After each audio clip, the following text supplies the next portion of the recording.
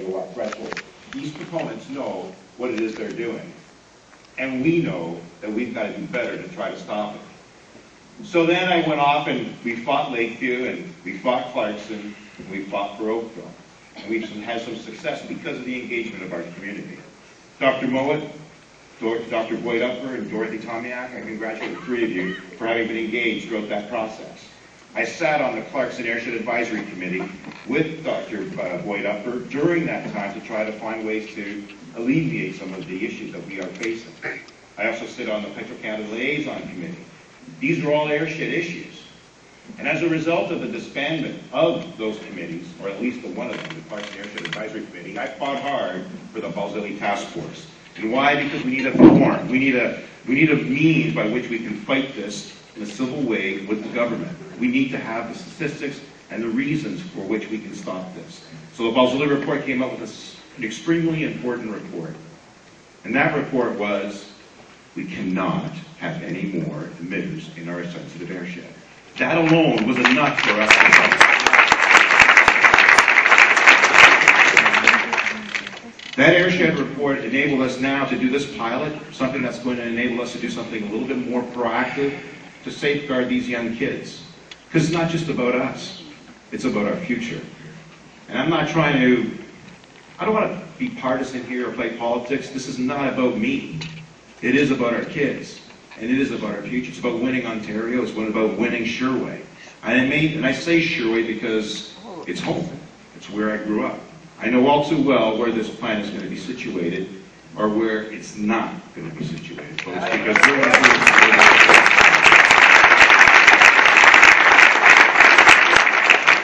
You know, I put forward resolutions before the House to talk about the cumulative impact. I've worked with some of my colleagues in respect to try to understand what it is that we do when it comes to these certificates of approval. We fought hard at the time to have, and I wasn't here. I know someone asked, it's under his watch. You were absolutely right. This is under my watch. And under my watch, we've stopped a few power plants. And under my watch, we're going to continue to do what we need to do to protect ourselves. This thing happened in 2005, I think it was, when the CFA was approved or the contract was approved. And during that time, it was said it'll never happen for a number of hosts of reasons. I don't really want to discuss them. You've heard them all already tonight. All that matters now is where we're going to go. I'm not going to deflect blame. I'm not going to talk about who did what or who did not. What we are going to talk about today is what are we going to do next. We have a number of alternatives. We have the Lake Ontario, which I spoke about outside, which is a great source of energy through geothermal. We now have 2.5 acres of solar panels right here out in Clarkson to generate sufficient energy to sustain that community. We have right here in our community lithium batteries being produced to provide for storage of that excess power that we've already spoken about, to provide us with a peaker sense. These are the alternatives. These are the things that we can do now to safeguard our community, to lessen the requirement for fossil fuel. This government has done a lot, folks, to try to provide for green energy. It's not just about green environmental issues, it's economic benefit as well. You know, I get a little bit testy about this, so I'm going to try to stay cool here, but what you need, and what we all need, is someone with some experience to fight this.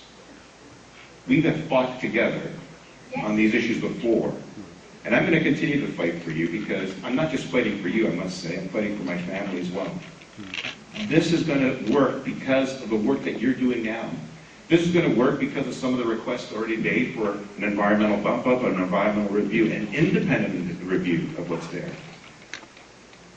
The Premier's office is certainly aware of your concerns because we've made it very clear.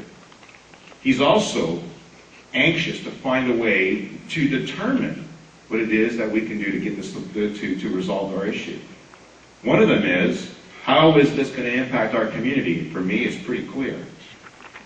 We have lower stacks in this revised proposal. That means the point of impingement is going to be more direct to our homes. We have a power plant that's being proposed right next to Etobicoke Creek. How dumb is that? We have a proposal that's going to be 100 meters away from the closest home, as Dorothy mentioned. You can't even put a windmill that close. We have the hospitals nearby. We have a train track that goes right by the power plant. Anything should happen there or in steam, that's going to be hazardous in my opinion. We've made that clear too. So folks, we're going to continue to do this fight. We're going to find ways to protect ourselves. Some have already argued, well, gosh, it's going to be terribly expensive to wrap this up. And it's interesting that the proponent will not talk to us. I'm very disappointed in the process by which this has taken place because it seems pretty underhanded, a rather behind-the-scenes activity.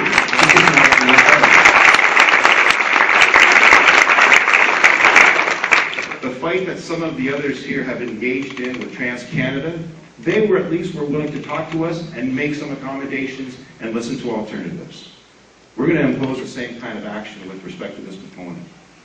Now, I'm not going to continue speaking because all I want to suggest to you is that when you do look at what we need to do, look at who it is that's going to make it happen for you. Look at who has talked and what are they going to be able to do for you in the end. Look at who is not talking. Look at who's not here to fight for you. I have asked Yakubuski, the energy critic for the Conservatives, to come up and speak even during the time of the Oakville and Clarkson issue. His response was, you went to NIMBYs and that's not a bad place to go. And frankly, they're already at the cruise site. And the NDP has not come forward as well. They're asking and talking about getting rid of nuclear. Well, gosh, that's going to even mean we need to have more energy in alternative ways. Conservation is certainly the answer. Green renewals is certainly the answer. In our community, as already mentioned, we have long-range transmission that can facilitate. We have sufficient power. Folks, we're going to fight hard. I'm going to fight beside you. Thank you.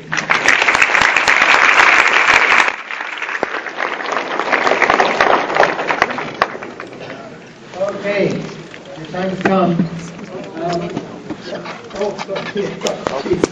A couple of quick messages from mayors, and in particular the mayor of Nanticoke. I think you'll want to hear this one.